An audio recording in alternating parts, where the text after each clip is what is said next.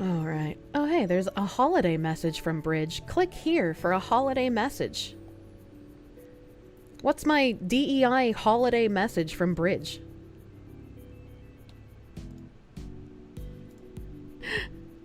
Where's my fucking browser? Hold on a second.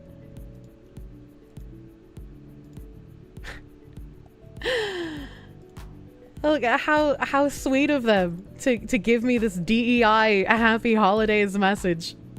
Hashtag we are stronger together, man. YouTube forced us to use our real names at one point, so you changed it to a brand account. I'm glad I didn't make a YouTube account for so many fucking years, man. It sounds like a nightmare. Emperor Creatine, thank you for the 5. Speaking of the HKG3, ever heard of the HKG11? There's a reason people call guns like that Kraut space magic. Uses caseless ammo when it's made of plastic. What the fuck? Yeah, it sounds like it runs on magic. That don't make no sense. Ekaron, hey, thank you for the member on the YouTube. Thank you.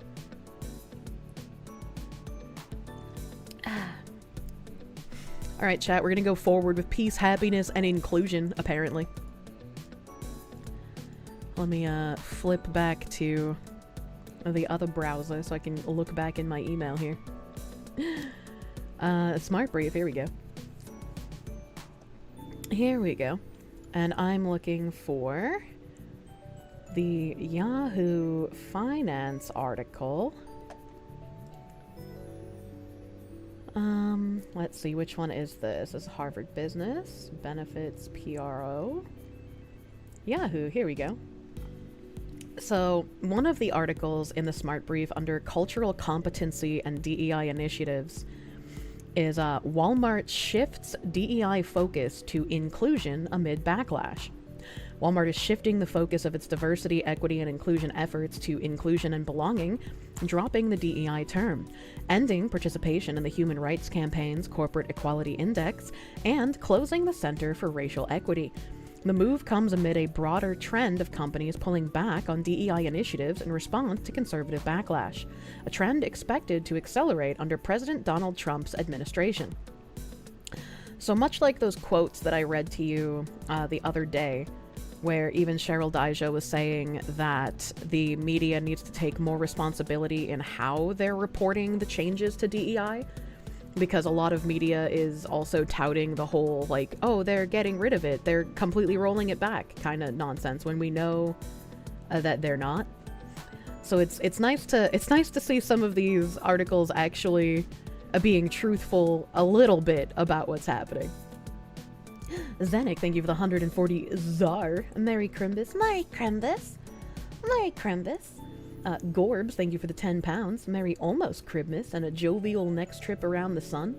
I hope we all have a wonderful trip around the sun this year. What competency? Walmart's pullback on diversity, equity, and inclusion, commonly referred to as DEI, could ripple across the industry as other companies reassess their efforts amid conservative backlash. DEI became widely adopted in 2020 following the murder of George Floyd. Saint Floyd of the fentanyl, in his name we pray. But the concept dates back further. Now, America's largest employer and Yahoo Finance's 2024 Company of the Year is reframing its focus to inclusion and belonging. Glassdoor, the company review platform, has chosen divisive as its 2024 Word of the Year in its newly published Best and Worst of Work-Life report. In late November, Walmart confirmed to Yahoo Finance it will no longer use the term DEI or participate in the corporate equality rating system created by the Human Rights Campaign. It plans to shutter its $100 million Center for Racial Equity, among other actions like moving away from the term Latinx. The retailer is still the same. Walmart's Chief People Officer, Donna Morris, told Yahoo Finance in a December 2nd interview. You don't really need DEI when you still have a Chief People Officer. That is the same thing. Our values are absolutely not changing. The specific initiatives or terms, they change over time, she continued. The company started moving to belonging in early 2023. Although Morris said the move wasn't due to pressure from any specific group.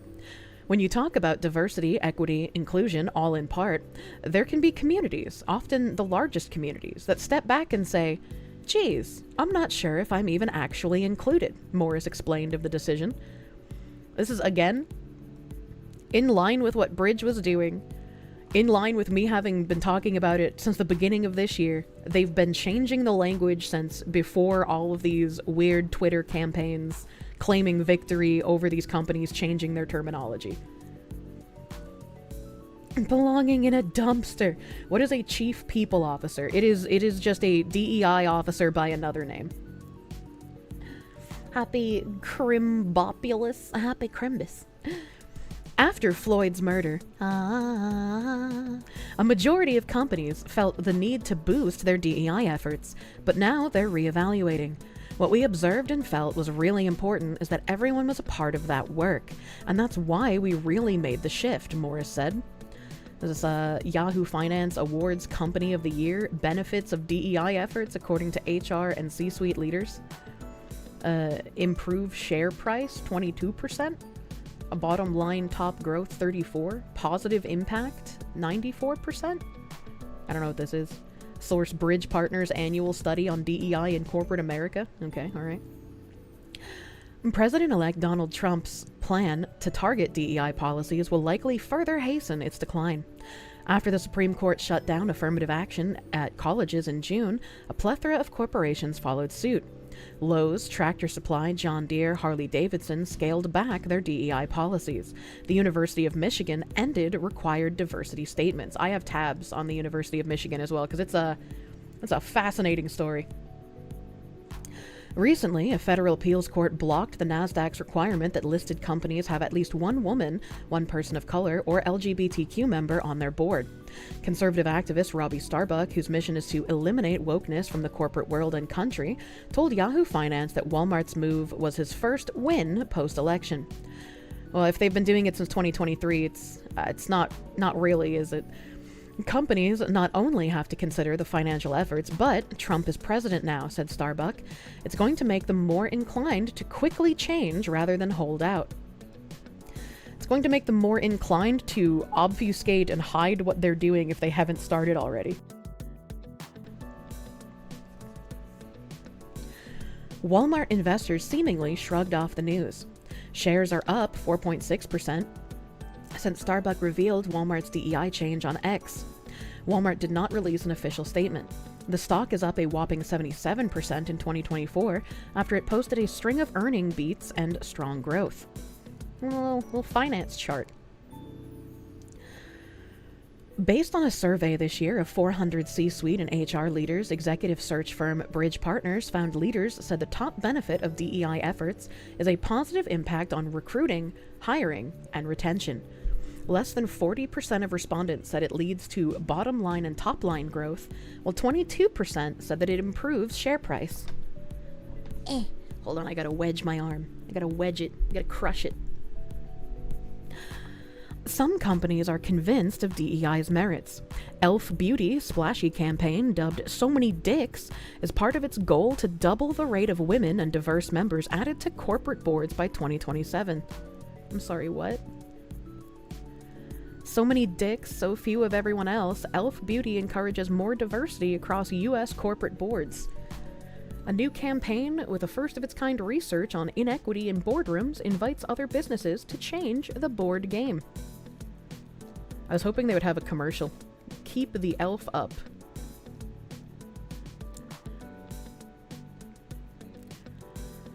Alright, ELF is highlighting its ambition to see more diversity in U.S. corporate boardrooms with an eye-catching disruptive media campaign on digital screens surrounding Wall Street called So Many Dicks. Revealed today at some of the busiest New York business hubs, this work is the next phase of the company's Change the Board Game initiative. Elf Beauty is one of only 4 U.S. publicly traded companies out of 4,200 with a board that's 2/3 women and 1/3 diverse. The company has reported 20 consecutive quarters of net sales growth, only 1 in 5 consumer goods companies in the U.S. with that current record. Elf Beauty chairman and CEO Tarang Amin said he believes the company's unique board of directors is helping fuel business growth. What does 1/3 diverse mean?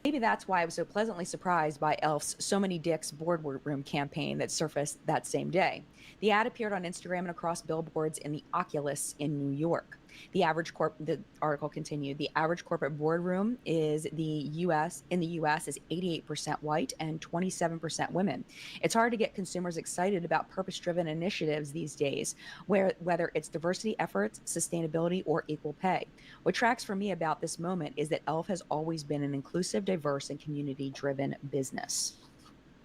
Okay. Today, its workforce is nearly 500. Of nearly 500 is 75% women, over 40% are Black, Indigenous, people of color, and 65% are Gen Z and millennials, according to the company. So she's reading an article from like 6 months ago in her video that's also from 6 months ago. And I'm guessing we're going to get to her opinions on said article here soon. Elf getting consumers to care about its internal values doesn't feel like a gimmick. As I've gotten to know Tarang Amin, Elf Beauty's chairman and chief executive, and his team over the last several years, this is the person in the article talking. They've extolled the importance of having one team, one dream. It's what Amin credits as Elf's greatest power and why the company has experienced 20 consecutive quarters of growth. 20 quarters, not 20 months, 20 quarters of growth. Could it just be that they have like good products? I don't use makeup, so I don't know anything about Elf. But it's like I don't know how you can attribute your growth as a business to somebody's either genitalia or skin color. Like that just doesn't make any sense to me. That just doesn't make sense. The company reports earnings next week. So they probably, it's over $1 billion. They reported it. It's freaking nuts. The company also released a database where consumers can research public companies and find their board makeups, including fellow beauty companies that have some serious work to do, and an accelerator initiative where Elf is mentoring and training 20 female and diverse board-ready candidates with the National Association of Corporate Directors. So at this point, I want to show you. They have a similar initiative to that other woman that we read about who basically has a consultation company. I think it was actually called Board Ready, in fact, where she basically tries to promote non-white and non-men to board positions. The commercial, because it is pretty awesome. All right, here we go. And then I will get on my soapbox a little bit. Here we go. Okay. At Elf, We've already watched the commercial, so we can skip this. About the internet is that you encounter people that you may not encounter in your regular life. True. And there are a lot of people, I will tell you what they say when we talk about diversity hiring. They will say, well, you shouldn't hire someone just based on the color of their skin or the fact that they're a woman or any factor. It should be based on the merit of the person. It shouldn't be based on external or internal factors. It should be based on the quality of the candidate. And I do agree. But when you say that, I agree, but it's always the same thing. It's well, I agree with you, but here's all the ways you're wrong. It's like they didn't agree with you. As the sneaky snick. Basically, it makes you look like, and I'm saying this targeted, it makes you look like you don't think those people exist, which is horrible. And that's why that argument falls short. What? Is because saying you want people to be hired on merit isn't saying that there aren't any like women or Black people qualified for the job. It's just saying they shouldn't get that job purely because they are a woman or they are Black, which is what happens a lot of the time, which is why affirmative action is even a thing. What does she mean? What does she mean? You find it weird they always say that? It's just like nobody's saying qualified candidates that aren't white men don't exist. It's just like how in movies and video games they always do that. Oh, it's the first female lead. It's like, no, it's not the first female lead. Shut your mouth. You stop that. They've always had female leads. Communists just talk in circles. You know this. When you're talking about, well, they shouldn't be hired because of the color of their skin, you're assuming that person is not qualified. No! That because of the color of their skin? No, we're saying that they shouldn't be hired over qualified people if they're not qualified simply because of the color of their skin Or the fact that they're a woman. Or I guess in current year, one of the new gender special variants. It's just like, to deny that some people are given an advantage edge in college admissions and hiring because of the color of their skin or because of their gender, and it's not men, and it's not whites, and it's also not Asians most of the time. To say that that doesn't happen is just ignoring tangible reality. It's like, what do these people think affirmative action was? What do these people think people like Kim Belair are talking about when she's like, hire your friends, even if they don't know how to do the job, they can learn how to do it while being paid for the position. I am dumbfounded. Because they are a woman, they're not qualified to be in that position. That they were only hired because of the color of their skin or because of that they're a woman. That's what affirmative action is, yes. They're actually good at their job. And that is the big fallacy in that argument. And it makes you look either sexist and or racist. Except, especially in the past year, we have found out that that is explicitly what they are trying to do, is stack the deck with either their friends or other underrepresented quote-unquote groups that might not have the skills to be where they are, but they need to have that DEI. It's not a fallacy if it's true. Because I do believe that is a sexist and or racist thing to say. So if you currently have that point of view, I strongly suggest that you listen to what Elf is saying and also to, do some research and consider changing your perspective on that. I have a feeling I have done far more research into anything related to this topic than this woman has. I have a feeling. Because that, I think, is the biggest problem in the conversation around diversity, is that people don't understand. Literal Dustborn gameplay. Yeah, she used trigger and gaslight. And the value of a different perspective, because they think that a certain perspective is more valuable because of who that person is. That a white man will be more qualified for a job because he is a white man. Do you see what's happening here? No one is saying that a white man is de facto more qualified because he is a white man. We're saying that you should not get a position de facto without the necessary skill set because you are a woman. It's just like, I have even unironically had this experience in my life. When I got hired to do insurance, I had never worked an insurance job before. I had never done anything insurance related. I had no background, no knowledge, no skills, and I got hired. And I had a fucking brainworm fit for even after I got my promotion and I was the top producing employee at my company after being hired, I was just like, well, did they just hire me because they thought I was good enough to be able to learn and do the job? Or was it because I have a vagina and they needed to check a cute little box for some government kickbacks? I don't fucking know. I was like, it's a good thing I was able to outperform everyone else, or I probably would have felt even worse. She's so proud of herself. That's what's happening. And that's disgusting and wrong. One thing that I've very much internalized, I've known this, but I think we've talked about this before. I feel like there's a difference between knowing something and internalizing it. You can know something. And they were probably checking a cute little box when I outperformed expectations. Good work. I mean, fucking probably. I've talked about it before, but when I got my promotion, and when my manager announced that I was going to be cross-trained in property and that I was going to be managing the auto claims department from that point forward on the evening shift, there was a black lady who stood up, and I had never encountered this in real life in public before. There was a black lady who stood up and was just like, she's only getting promoted because she's white and this is unfair.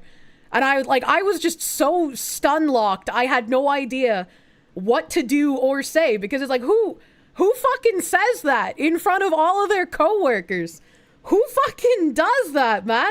She was like, I've been here for so many years and I deserve that promotion. And it's just like, in my head, I'm like, well, you should have done better than me. But I didn't say anything because I was just like, well, what the fuck? I worked hard, man.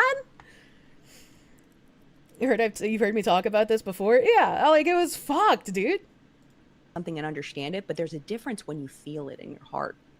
And one thing that I felt in my When heart you feel it really in your heart. strongly, and it's intensified over the past 5 years or so, is that you can never understand a life, fully, truly understand a life that you will never live.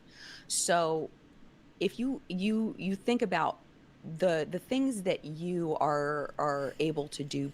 I enjoy when these people are just like, you'll never be able to understand a life you haven't lived, and then they talk about like the hardships that, you know, these underrepresented people face. But then when I counter these people on the Twitters with the shit that I had to grow up with, they just immediately deflect it with like, oh, well, you're white, so you must be lying. Or, well, you're white, so you must actually still be racist. You didn't learn anything. And it's just like, how come lived experiences matter so much to these people until it's a white person who had a lived experience that was actually filled with struggle? Can I... like, they just make no fucking sense. It's like they see women and minorities as like weird pets instead of actual human beings. And it's insane to me. Because of maybe how much money you have, or the color of your skin, or whatever it may be, it grants you certain access in the world. And it genuinely does. If you don't believe that, then definitely there are lots of books where you can learn about that. And no matter what, when you're in a business, it's important to have varied perspectives. True. And it doesn't matter what the business is. But the one diversity companies don't like is diversity of thought. It's important to have varied perspectives. And if you don't have people that have those varying perspectives, if you only have a homogenous, I think that's the right word, homogenous group of people that are all very similar, you're missing out on so many perspectives. You see, but how do you know that they're very similar, right? Like, you can have 5 white men in a room, and they could all come from various different backgrounds. One could be a felon, one could be a millionaire, one could be a trust fund baby, one could be like a paraplegic who got blown up in the Afghanistan war, right? Like, just because all 5 of them are white men doesn't mean they all have the same experience. And I don't understand why this is difficult to grasp.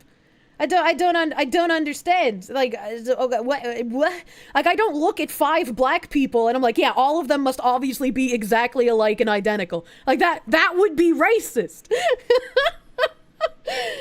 Didn't she just say you can't understand a life you haven't lived? How does she understand the white men? Also a good point. I guess it's fine to just completely disregard them because their lives don't matter? Question mark. That could enhance the quality of the work that you're doing, because you will never understand it. You can't understand it. You just can't, because it's a life that you'll never live.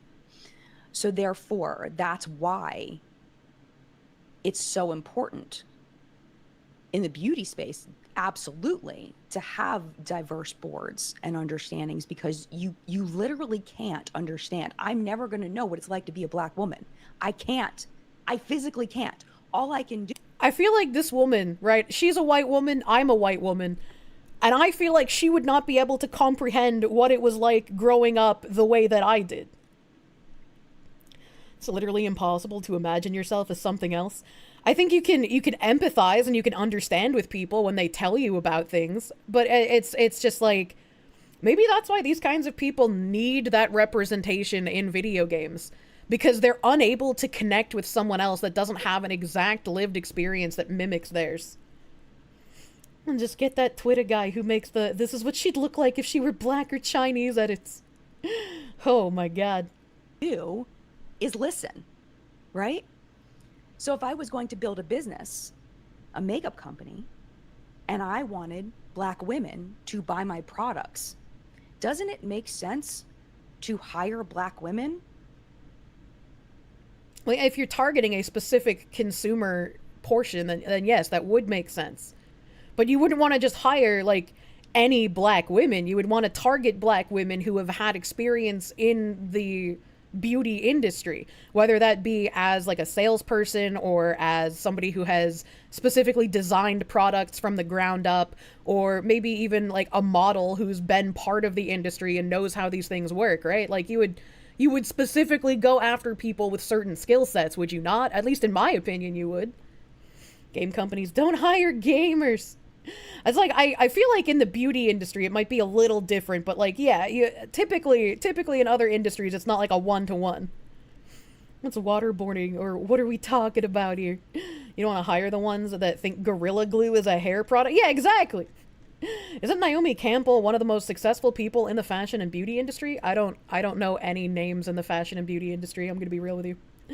Not just black women, you want a market. The person who studies the black women market could be a man, white, etc. A random black woman wouldn't know specifically the market. Yeah, exactly.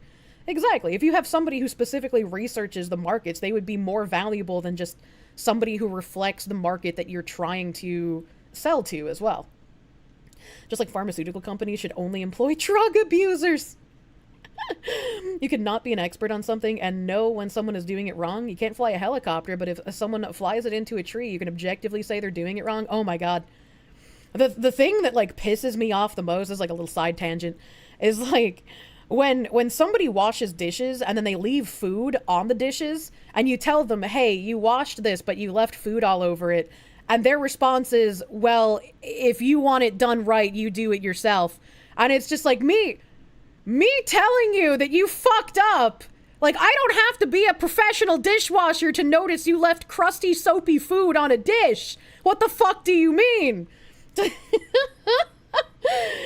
don't have to be a chef to know something tastes like shit. Yeah, exactly. Like, in the beauty industry specifically, right, I can understand if you have somebody who reflects, like, a specific subset of, like, consumer you're trying to target, why that might be an asset to you. But if you just hire like a random black person, they're not necessarily going to know what the market is like. They're not necessarily going to know what the market wants just because they share a skin color. That's a very weird thing to say. They're going to have to be someone who also has the skill set, not just the skin color. Speak the truth to the incapable dishwashers. It drives you nuts. Yeah. And then again, like chat said, the skin color wouldn't even matter at that point, right? Because, like, a white guy could do the market research because maybe a white guy is like, I want to make these products specifically for this black section of the market because they don't have enough of these products, right? Like, the skin color doesn't even matter at that point. Is this like how people who can't conceive breakfast? Yeah. Yeah.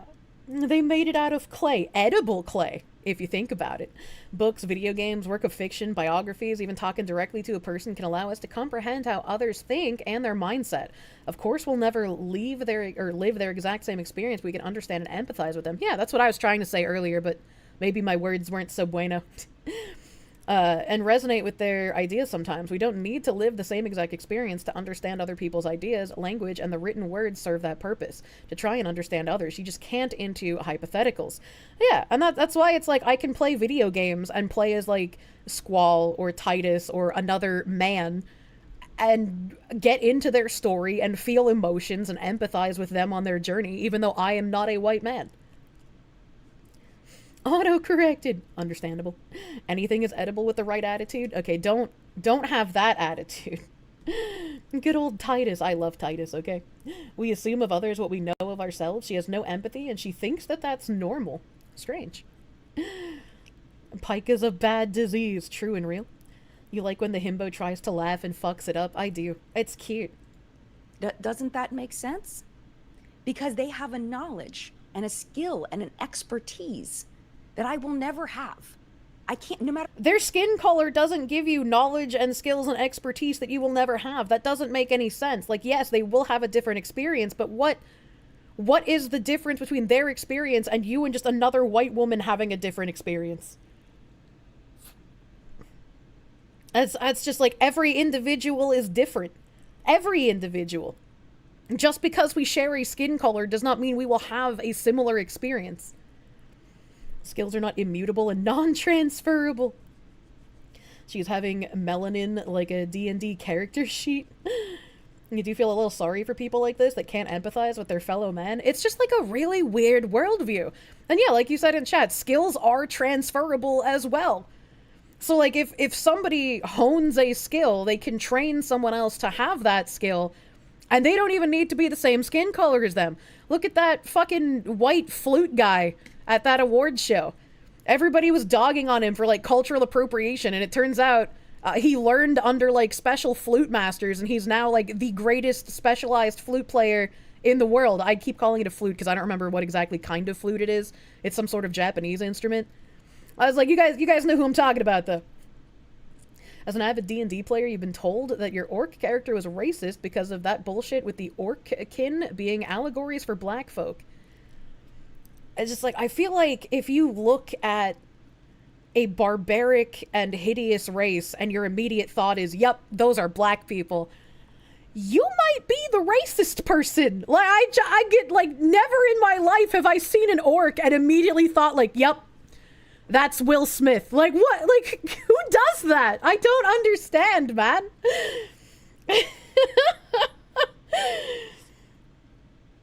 Oh, Jesus Christ. No matter how many books I read, no matter how many people I talk to, I will never have that expertise for myself. See what I'm saying? So I think that's something that's missing from the diversity hiring conversation that people just don't get. It's like they put up a wall and they just don't get it. And it's extremely frustrating. And that's why I really appreciate the conversation that Elf is pushing. Oh, it's like, yeah, sure. If somebody asked me what it was like to be discriminated against as a light-skinned black person, I'd have to be like, well, as a white woman, I wouldn't know. But I'm sure there are some light-skinned black people around that could tell you what it's like to be discriminated against because they're either not black enough or not white enough, right? Like, these are very specific instances of things that certain people will face that I don't think has anything to do with their ability to do a job, regardless of which industry it's in. And Twitch asked you if you were sure you wanted to send it, so you sent it twice. What the heck? There's also likely plenty who can't tell you shit about it. I mean, yeah, sure, it depends on where they live and the people around her, right? According to her logic, would a person of mixed race have lived experiences of both of the races, or are they just lost in the chaos of it all? There have actually been, like, multiple articles we've read on stream before where, like, mixed-race people talk about how they feel like they don't belong really anywhere because they get discriminated against, like, from other black people for not being black enough or for being too white, but then they feel like they don't fit in around white people because they're also not necessarily white either. So they have, like, this sort of chaotic identity. And it's like, that's something I can empathize with them with, but as I am not mixed race, I don't have that kind of experience. A tale as old as time. You would just play an ogre of some kind if you had the option, closest being Goliath, was your descendant from the stone giants. And they're pushing it. It's not just about subtly saying, hey, you know, diversity hiring is pretty good. You might want to... No, they're pushing it. No. Reminds me of Sharon Shooter and Oma Beauty. Who? You know, with the Pull Up or Shut Up campaign. It's critical.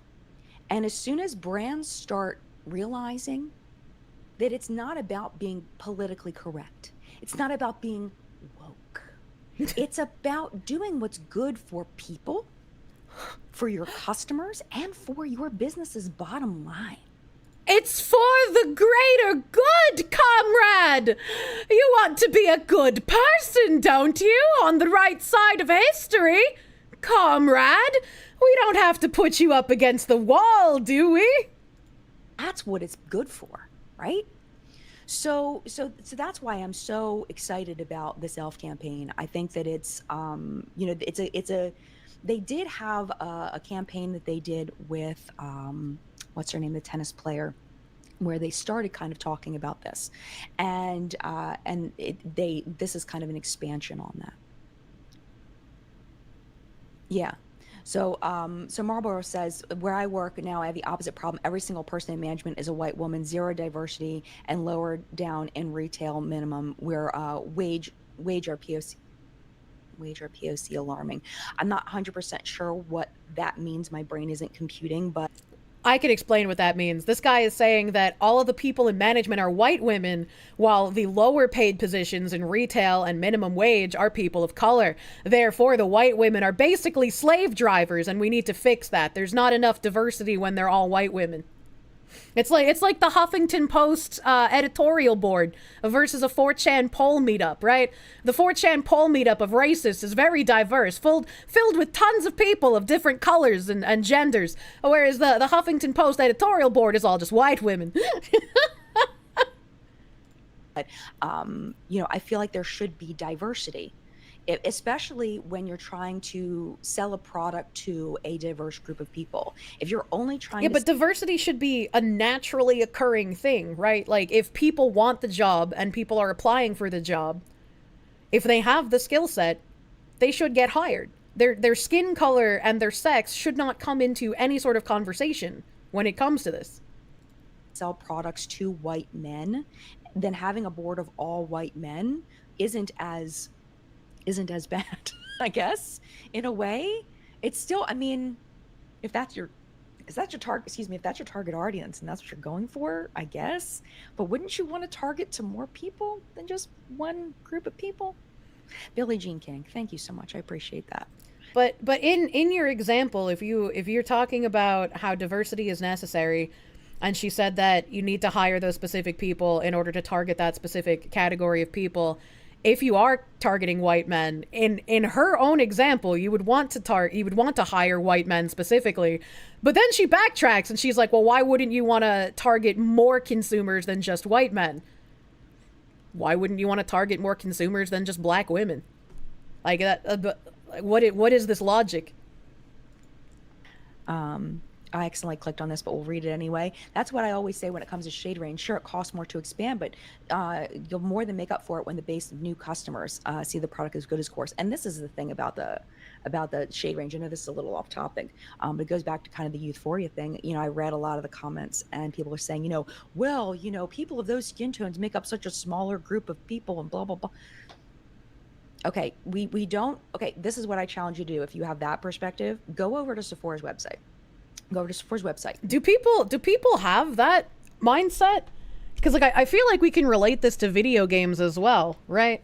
Where if a game has a character creator, I don't think anybody is of the mindset of, yeah, you should make it more restrictive. Less options is better. I think almost everyone universally would say, if there's a character creator, if you as the player can create your own character, the more options that are possible, the better that it is. Right? You can create pretty much anything you want to. And I think it was like I can't remember if it was a Japanese or Korean developer, but they were just like, yeah, Americans love making ugly characters. Yeah, and it's true. When you play things like Ion or Black Desert that allow you to edit pretty much every single part of the body, there are some people who will create absolute abominations. Create a girl with 6 tits and a trunk, go crazy. I think these people should find out about Eminem. Yeah, Pal World. And it's like, obviously, I can understand certain restrictions depending on like the universe that your game is in, right? If you have a specific setting for your game, like let's just say it's some sort of like Fern Gully, like a little tiny fairy paradise, right? You wouldn't really have like gigantic characters who could stomp down the whole city, right? Like it wouldn't make sense in the scope of the game. But that has nothing to do, I think, with like skin tones and whatnot, unless you're doing a historically accurate character creator, right?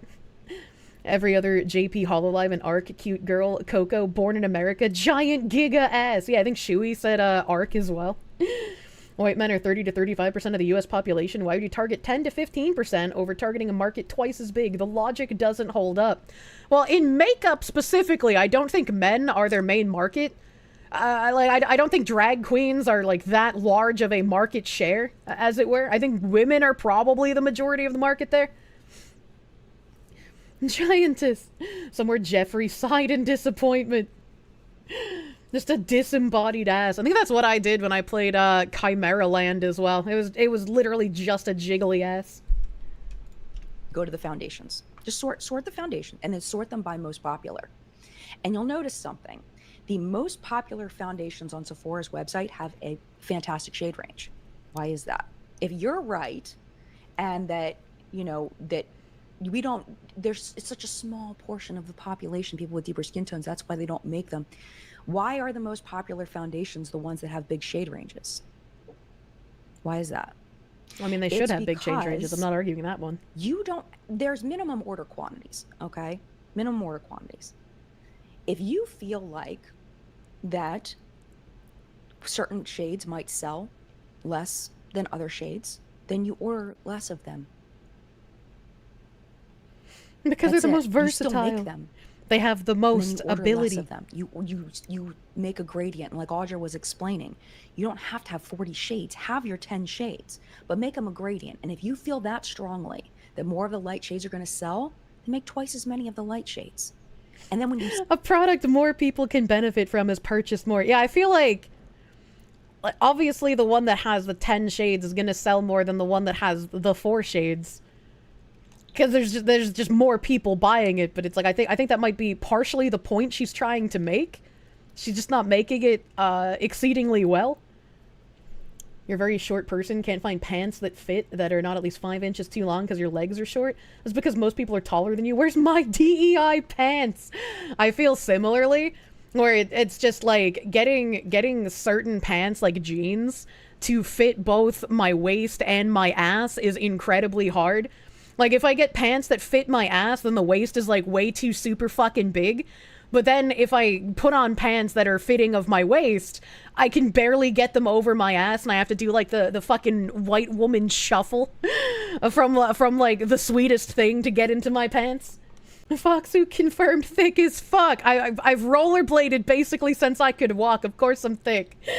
Schmeat slammed. Sell out of the deep shades because you missed the mark on that. You had them there. You showed people that there was a shade for them. Then you can order more on the second round. If they sell out, Spicy cat you just order raid. more on the next round, and you'll get a Salute to Wolfu. Thank you for the raid. Welcome, but raiders. Excluding people, there's no excuse for that. There's zero excuse for that. I mean, it makes absolutely no sense. And one thing I've seen, this is even I need to get onto these other stories I was going to talk about. Same, relatable. But one thing that I've seen that really has been really weird was this new Korean foundation that's been around. It's like Tiku or something like that. I forget what it is. I can't remember what it's called, but it's red. Don't all these people like rage at the Korean beauty industry because a good portion of it is based around like lightening their skin tone? And it's a repeated word twice. Maybe you all know what I'm talking about. And the shade range is atrocious.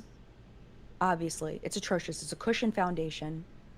The people give Korean brands a pass because a Korean brand, probably made in Korea, for Koreans, finally reaching out into a larger market globally, doesn't have a lot of shades. Wow, I'm so shocked that South Koreans don't have a lot of diversity of skin color. This is such a revelation. Big thunk. Korean people tend to be lighter. There are people of deeper skin tones that live in Korea. Maybe not as many. But if you're marketing to a US audience or anywhere outside of Korea, there's absolutely no excuse. But I heard one influencer say, there you go. Chur is what it's called. I knew it was something like that. I've never heard of them. I heard an influencer say that the shade range was expansive, I think was the word she used. And my jaw dropped.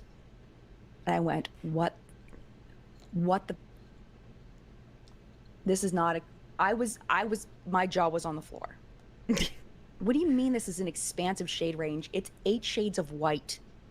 Like, the person was a white woman. Isn't the fact that there are 8 different light shades actually expansive, though? Like, just because they don't have darker shades, that is still 8 different light shades that they have in Korea that they felt were enough people would buy those different shades. How dare they be born white? Koreans, welcome to the club. You're also honorary now. And she was one of the deeper shades. She was like 3/4 of the way down. This is a white woman with a tan. And I was floored. Could not believe it. That this was being called expansive.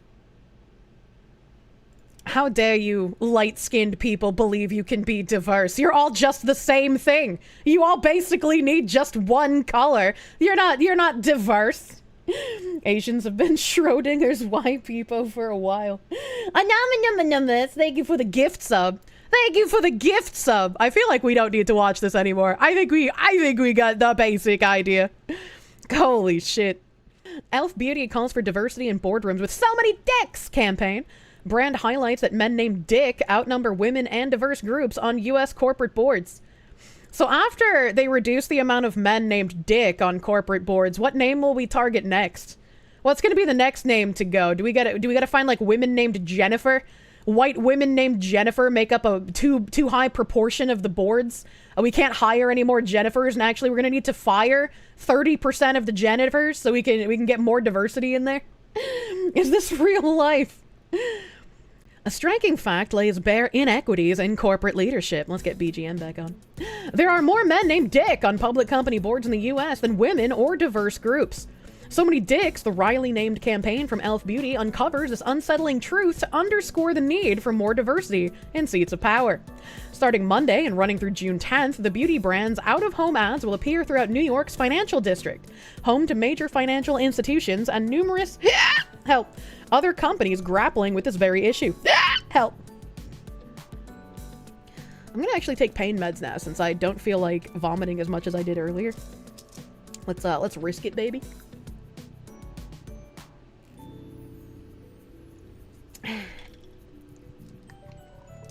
You wonder what the other common names are in large corpos? Manya. So many dicks, so few of everything else, the tagline reads, employing the brand's signature cheeky tone of voice. With agency Oberland, Elf conducted research on the race and gender makeup of corporate boards in the U.S. across 36,957 existing board members and 4,429 publicly traded companies listed on the New York Stock Exchange and the NASDAQ. The findings include there were 566 men named Richard, Rick, or Dick serving on these boards. Hispanic women numbered 283, only one half the number of Dicks. There were 806 black women and 774 Asian women on the boards. I noticed they mentioned NASDAQ here. We had that glorious W article about NASDAQ being told actually you can't require people to have a certain amount of women, LGBTQ, or black people on a board, you fucking weirdos. These ads are part of Elf's Change the Board Game initiative, which aims to help double the rate of women and diverse members added to corporate boards by 2027. Earlier this month, tennis legend Billie Jean King starred in the launch ad, in which she serves tennis balls at a board meeting. Each ball contains illuminating facts, such as that women make up only 27% of U.S. corporate boards, while that the average corporate board is 88% white. Okay, but like, as a tennis player, what is her skill set that would make her able to serve on a board? Serving tennis balls in a board meeting doesn't really evoke imagery of like, yeah, you know, that makes sense. Wow, how illuminating. The beauty brand also partnered with the National Association of Corporate Directors as a sponsor of its NACD Accelerate program, which creates a pathway to board service for diverse and female candidates. We will always strive to represent the diverse communities we serve, said Elf Chief Marketing Officer Corey Marchisotto. Our hope is that we can help spark a movement toward normalizing diversity. Ah, yes, comrade. The situation will be normalized. By changing the board game, we can show the next generation embarking on their careers what's elfing possible, while encouraging positive business results for all. Movement towards normalizing diversity. Changing the board game, we can show the next generation. Once again, this is all about creating culture. We have been in a culture war for decades. And these people do, by any means necessary, to win the cultural victory that they want. With this campaign, Elf makes the point that greater diversity in boardrooms can fuel business growth, which we know causation does not equal right here. The brand is one of the 4 U.S. public traded companies out of 4,200 with a board that is 2/3 women and 1/3 diverse. It has reported 20 consecutive quarters of net sales growth. One of the most important things a diverse board does is bring in multiple viewpoints to make better decisions, Elf Beauty chairman and CEO Tarang Amin said in a statement. A diverse board also helps us stay culturally relevant among multiple affinities and helps us lead innovation and brand demand in the industry. I mean, once again, like chat said earlier, you could have someone that's like a South Korean woman who decides that she wants to expand her product into a larger market, and so she wants darker shades. And so she does research on darker shades of people, whether that be specifically black people or other Asian Pacific Islanders, or there are even people in Japan who have like darker skin tones. Okinawans, yeah, Okinawans. I couldn't remember if it was Okinawa or if it was another like place like Osaka, and I didn't want to say the wrong name, but thank you. Thank you. These people can't comprehend that a product can be for everyone unless you specifically announce it's for a specific demographic. Like, yeah, I can understand the mindset of like, oh, if I want to create something for a specific group of people, it can help if I've already done research in this area and I share something similar with them, because then I'm more motivated to possibly do it. But it's like, just because you share a skin color doesn't necessarily make you an expert, right? Like that doesn't make any sense. Back to the original article about Walmart. Some companies are convinced of DEI's merits. Elf Beauty's splashy campaign, dubbed So Many Dicks, is part of its goal to double the rate of women and diverse members added to corporate boards by 2027. Its own board is comprised of 78% women and 44% diverse directors.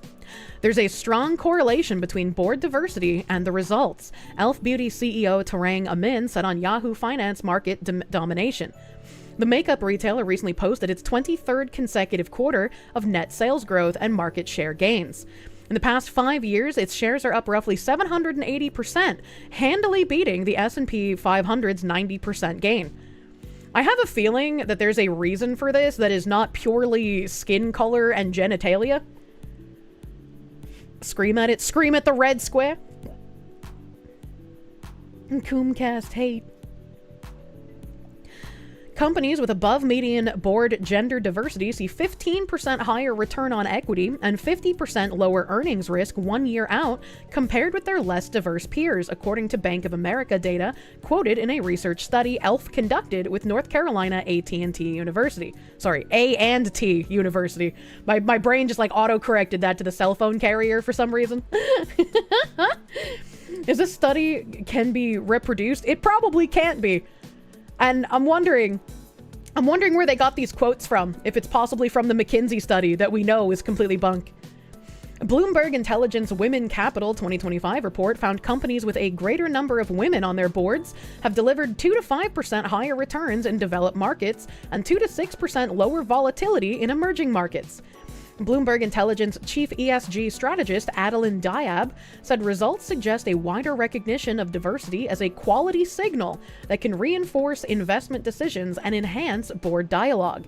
Similarly, a McKinsey report, hey, yo, spanning 1,265 companies found that diverse executive teams led to a higher likelihood of financial outperformance.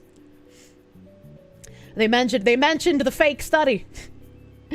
Walmart is Company of the Year, difference in likelihood of financial outperformance. With women representation, ethnic diversity representation.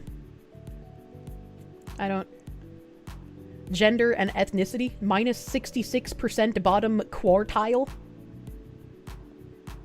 Consumers don't actually care who the consumers are. You would think.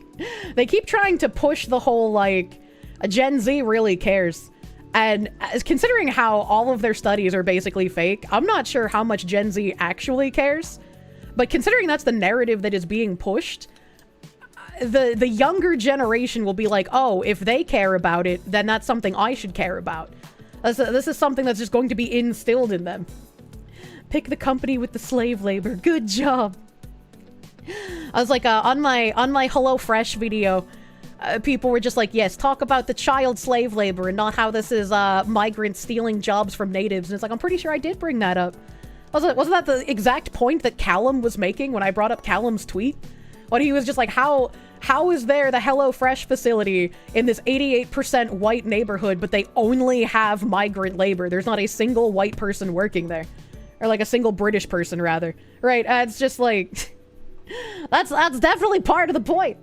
That brings me to Callum here saying, how is every single HelloFresh worker a foreigner with thick accents? The UK factory is in an 81% native area.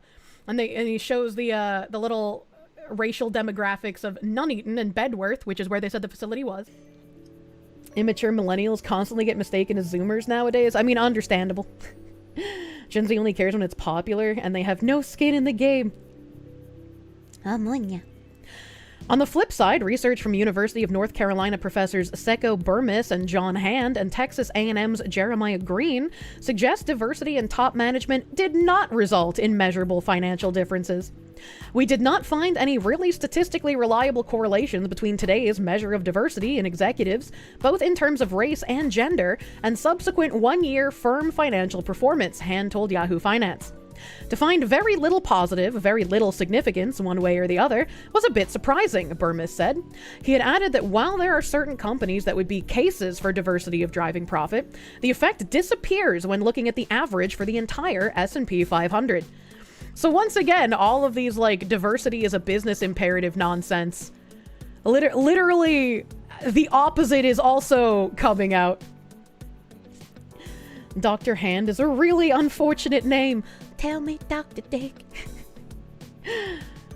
The future of corporate hiring. Morris argued that Walmart's decision will help it attract, develop, and retain the very best talent, creating the broadest workforce. Rolling back the activities that they're Walmart doing internally will have a knock-on effect on their external sales, Tori Clark of Bridge Partners told Yahoo Finance over the phone. The retailer could lose talent, and some stores' workforces won't reflect the community they serve, which will impact innovation, culture, and customers' experience. I don't need to buy things from other white people, right? Like, I don't need to only give my money to other white people. That, like, this is a very strange narrative that they keep pushing, that workforces need to reflect the community they serve. If workforces needed to reflect the community they serve, there are plenty of places that just would not hire anyone besides white people. You grew up with 80s kids as someone born in the same year. It's the new segregation. And it's like, as long as the people I'm buying from don't fucking hate me, I don't care what they are. If they espouse that they hate me or the things that I enjoy, then I won't give them money. But my initial thoughts aren't, oh, what is their race and gender? I need to know before I can buy from them.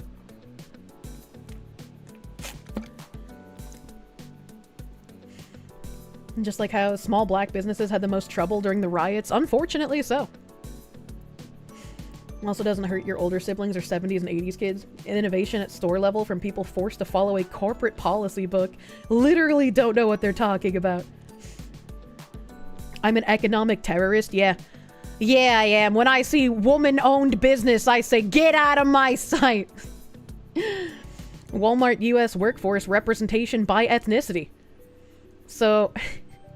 people of color make up 51.4% of hourly workers, 42.5% of management, and 29.7% of officers. So, they further break down people of color into all of the little check boxes, and then they weigh that against Caucasian, where 48.1% are hourly workers, 57.5% are management, and 70.3% are officers. Part-time economic super? What? Oh, economic super terrorist. I was like, what the fuck is that word? You had liberal professors in college unironically say that people prefer to work and learn around their own kind. Horseshoe theory really do be at work here. Don't they want segregated businesses to just further segregate everyone and pit them against each other? It's really wondrous. Odd, isn't the only accurate one officers? Why would it be the only accurate one?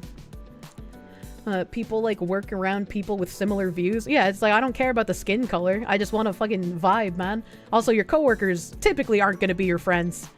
It could be rough out there, man.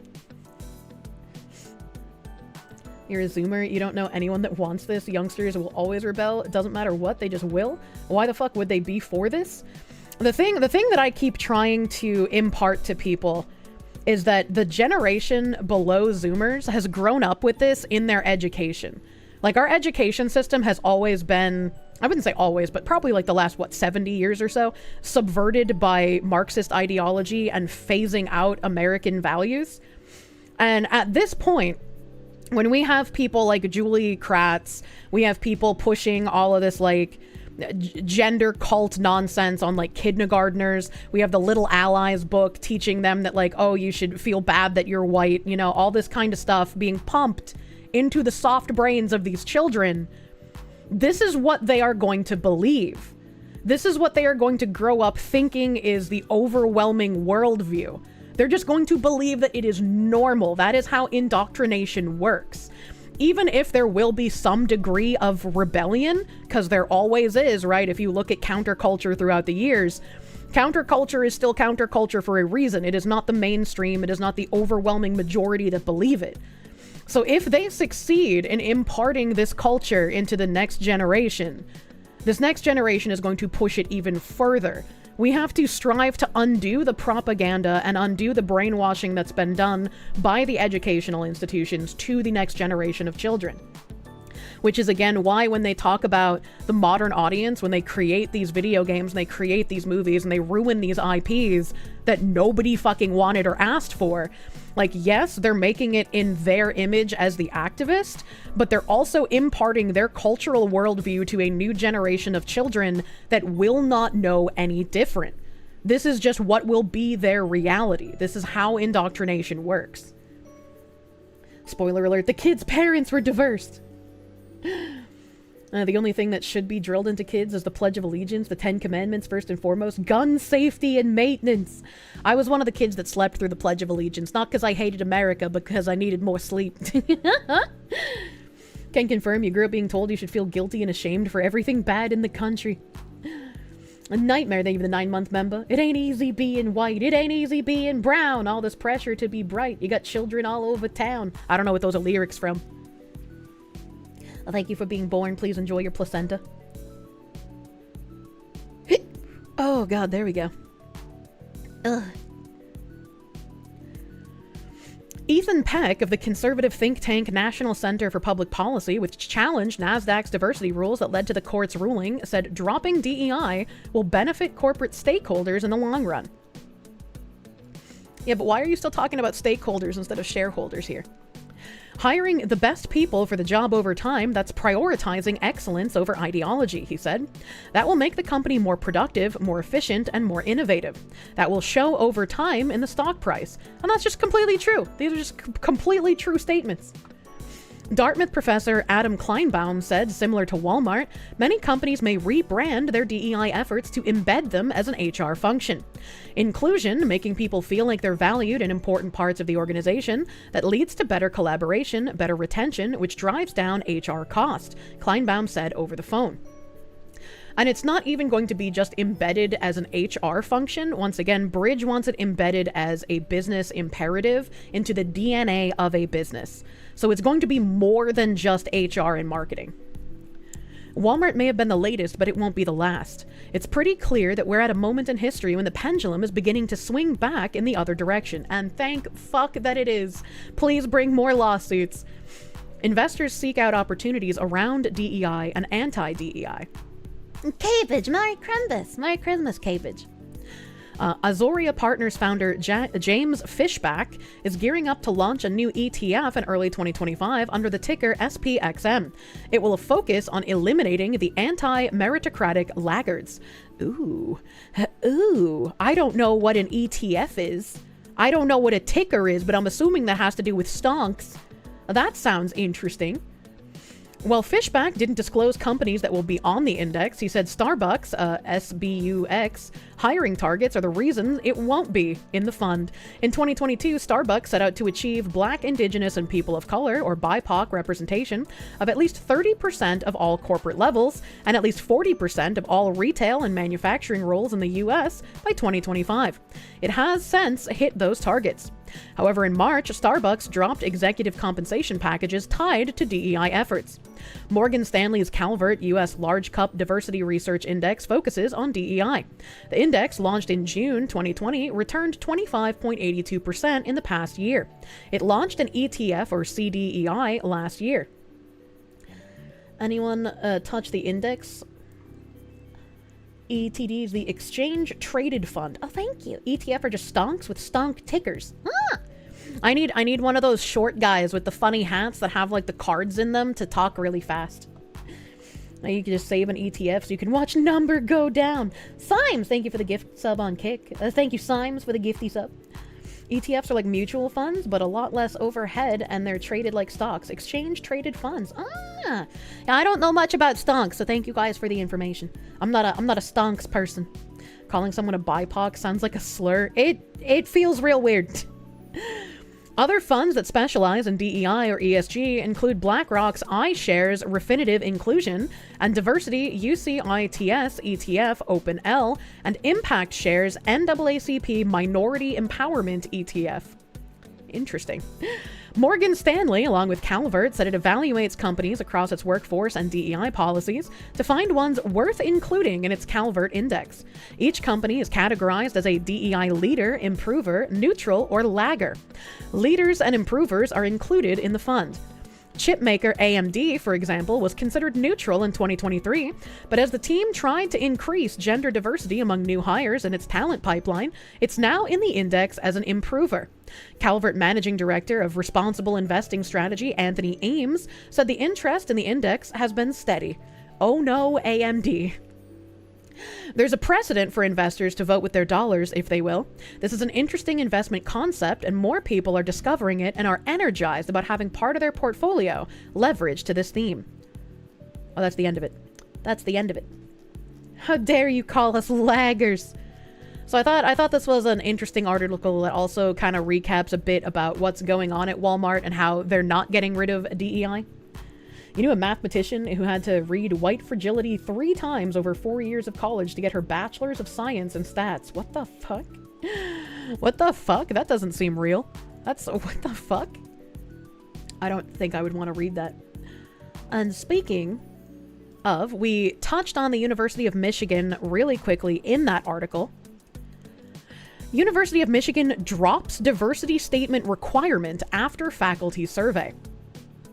The University of Michigan announced Thursday it will no longer require applicants for faculty jobs, promotion, and tenure to submit statements on their commitment to diversity. I feel like the fact that if you wanted to be considered for a faculty job, a promotion, or tenure, that you had to submit a written statement on your commitment to diversity is like some real fucking dystopian cult shit. Like, that is actually insane that this was even a thing that was happening in the first place. Axel Jessen, thank you for the 5. Kirsche is thick. When she walks, her cheeks applause instead of clap. True. True. Still need to do that as a PhD student. That's insane. That is insane. Like, we're not going to give you a promotion or your tenure unless you submit to our cult. Are you in it to win it, baby? Because if not, get the fuck out.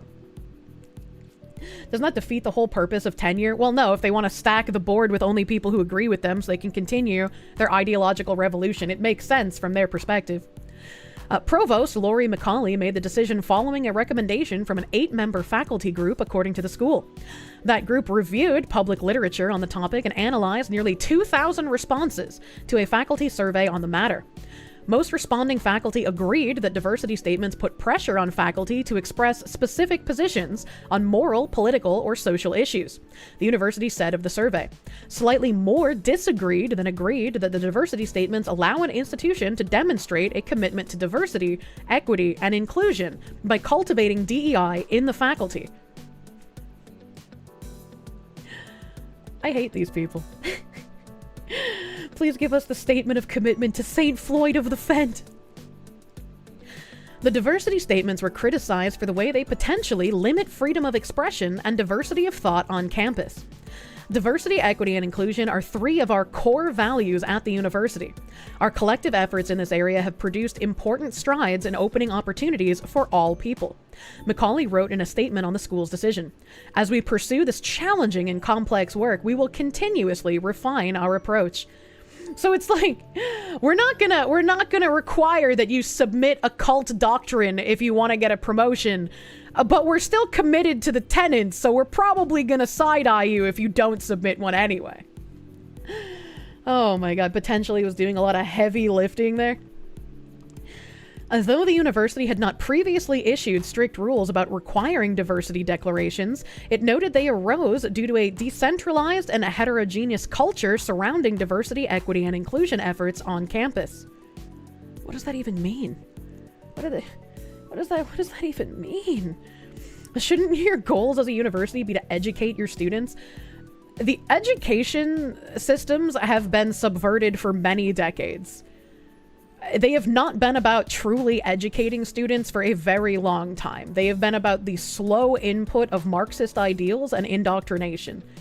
And again, like, don't just take my word for it. You can listen to Yuri Bezmenov warning us about this in the 80s, and he basically predicted everything that we are living through today. It's kind of fascinating, actually. It means it arose because there was no diversity of thought among the people in charge doing it or the people affected by it. Commies have been infiltrating since the 60s. I would say even before then, honestly. You know how teabagging has noticed to do with the teabags? Apply that to education. Commies will call Bezmenov a CIA plant or something. Yeah, pretty much. Pretty much. Trump is buying Greenland to send all the crazies to. Don't fill up Greenland. They have beautiful nature. Education should include the training to think critically. They don't do that anymore. I mean, even when I was in school, we had like the No Child Left Behind policy. And the No Child Left Behind just made everything worse for everyone. Like, if a child is struggling with something, they should get extracurricular help, not hold back the entire class to their level. Well over 100 years. Yeah, it's been a long fucking time. No. Critics of diversity statements perceive them as expressions of personal identity traits, support of specific ideology or opinions on socially relevant issues, and serve as a litmus test of whether a faculty member's views are politically acceptable. The faculty group's report reads, "Thus, as currently enacted, diversity statements have the potential to limit viewpoints and reduce diversity of thought among faculty members." The working group also recommended that the school incorporate DEI content into research and service statements, and provide faculty members with training on how to write these materials. The university did not implement those recommendations, it said. What a fucking wild thing to read. Incorporate DEI content into research and service statements. Yeah, that research won't be flawed at all, dude. Holy shit. The provost's office will continue to work with campus leaders and faculty to identify ways to help foster a welcoming and inclusive environment in classrooms, labs, and performance spaces. The move comes amid sweeping changes to diversity initiatives across higher education. The University of Kentucky and University of Nebraska in August each disbanded their diversity offices. I doubt that their diversity officers or the people who are working in the diversity offices went anywhere. They have probably just renamed and rebranded. Other schools have also abandoned their diversity statement requirements this year, such as Harvard and Massachusetts Institute of Technology. There's a single comment. The idea of diversity is destroying the USA. We are the United States of America. True. Stand united. And what I thought was interesting is, once again, we have all of these articles telling us how the younger generations want this stuff, how this is like imperative to the younger generation of people.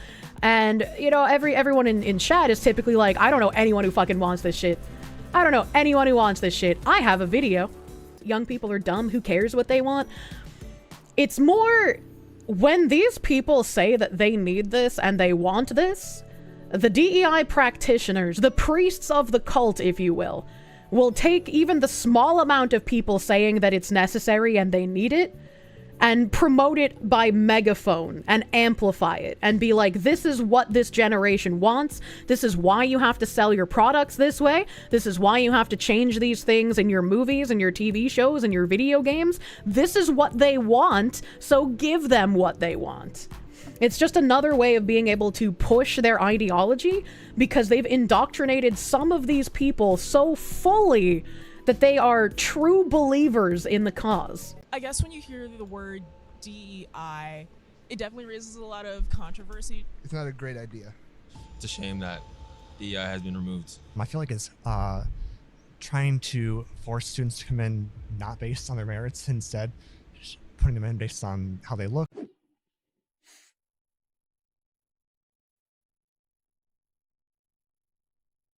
The university just killed diversity statements. They were using that in the hiring process. Just what do you think about that? What's your initial reaction? I mean, it's definitely something to think about. I guess when you hear the word DEI, it definitely raises a lot of controversy just because the way how perhaps some people are using it over others. I think there definitely still needs to be steps taken to make sure that minorities are still seen on campus.